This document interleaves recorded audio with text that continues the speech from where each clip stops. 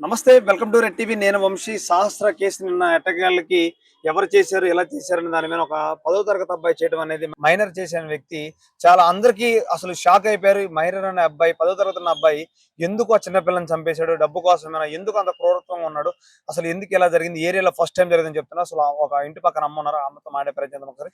అసలు ఏమనుకుంటున్నారు, ఆ పిల్లగాడిని ఎప్పుడైనా చూసారా లేదా, ఆ చిన్న పిల్లని ఎప్పుడైనా చూసారా అడిగే ప్రయత్నం ఒకసారి. అమ్మ నమస్కారం. అమ్మ ఆ పిల్లగాడిని ఎప్పుడైనా చూసారా అమ్మ? లేదమ్మా, చూడలేదు. పిల్లగాని చూడలేదా, పిల్లని కూడా చూడలేము మేము. వాడు ఎందుకు అట్లా చేసిండో తెలియదు మనకు. అంత క్రూరంగా అదే అంత ఘోరంగా చేసిండు. వాడు డబ్బుల గురించి చేసిండా, ఏమిటి చేసిండో మనకు తెలియదు. మేము చిన్నగా ఉన్నప్పటి సంది మేము ఇక్కడనే ఉంటాము. సొంతం మాది ఇది ఊరు, కానీ ఇంతవరకు ఇటువంటిది అయింది తెలియదు మాకు.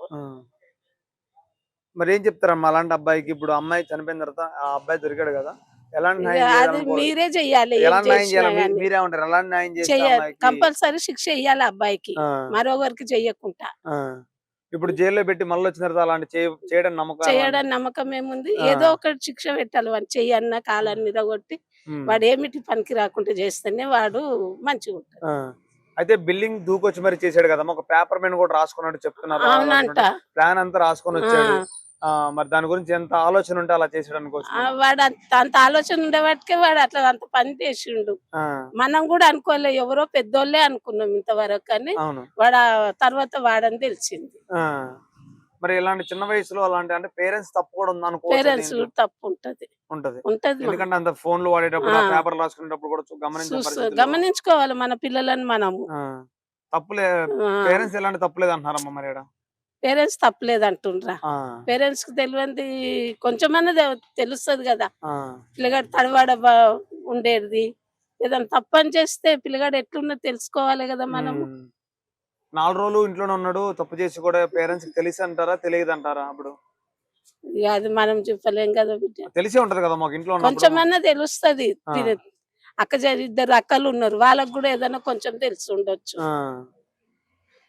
ఏం చెప్తాం అనుకున్నారు చివరికి మరి వాళ్ళ అమ్మ నాన్న కానీ, అబ్బాయికి అమ్మాయికి? ఆ అబ్బాయికి మాత్రం శిక్ష వేయాలి, ఏది పనికి రాకుండా చెయ్యాలి వాడిని. ఇప్పుడున్న సమాజంలో పిల్లగాలను పట్టించుకోకుండా లైఫ్ ఫుల్ టైం బిజీ అయిపోయి పేరెంట్స్ ఇలాంటి పరిస్థితి అయితే ఉంది. ఆ పేరెంట్స్ మీరు ఏం చెప్తారు పెద్దవారుగా? పేరెంట్స్ చూసుకోవాలి, మన పిల్లలను మనం చూసుకోవాలి, పిల్లలను జాగ్రత్తగా ఉండమనాలి. పేరెంట్స్ తప్పు వల్ల పిల్లగాళ్ళు తప్పు పడుతున్నారు. ఓకే అమ్మా, వాళ్ళేమో డ్యూటీ మీద పోతారు, ఈ పోరలు ఇట్లా చేస్తున్నారని ఎవరికి తెలుస్తుంది? పిల్లలు ఆడుకుంటారు, మస్తు మంది పిల్లలు ఆడుకుంటారు, కానీ మనకు తెలియదు కదా ఈ పోరాడు ఇట్లా చేస్తాడని.